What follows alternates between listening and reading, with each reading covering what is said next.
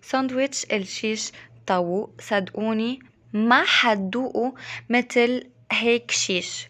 هي أحلى وأطيب وألذ وصفة للشيش طاووق، خطيرة. لو عملتوه مثل ما أنا عملتها صدقوني رح تاكلوا أصابيعكن وراها. تعالوا نشوف كيف رح نعملها. أول شي البهارات: معلقة ونص صغار ملح وتوم باودر، ومعلقة صغيرة فلفل أبيض أو أسود، وبابريكا مدخنة، وبهارات دجاج وكاري وكركم، وعصير 3 ليمونات، ومعلقة كبيرة توم فريش،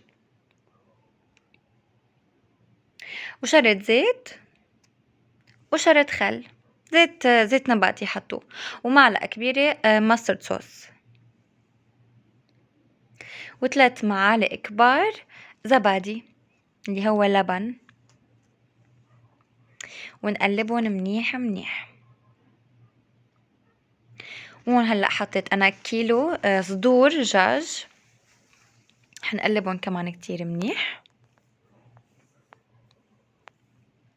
وحنفوتها على البراد أقل شي 4 ساعات أقل شي.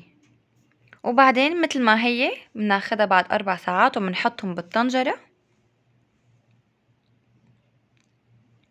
ومنسكر عليها، ولما تغلي بنفتح هيك ومنقلب شوي، وبدنا نجهز هالفحمات.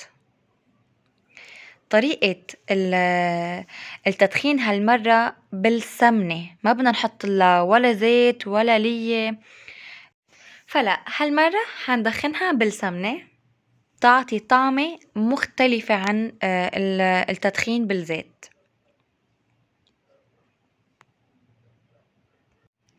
وهلأ منجيب الخبز المشروح ومنحط عليها خبز عادي، منفرد هالتومية،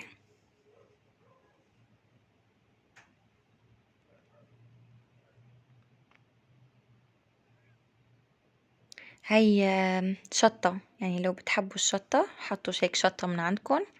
ومنطلع الدجاج مع الصوص تبعيته، لا تنشفوا الصوص على الأخير، لا خلوا صوص، لأنه طعمته هي اللي حتعمل الجوسي. البطاطا بقى شوفوا لي بقى هالمعلمية، هدول ايدين بابا حبيبي الشيف شيف العيلة تبعنا، لا فنان.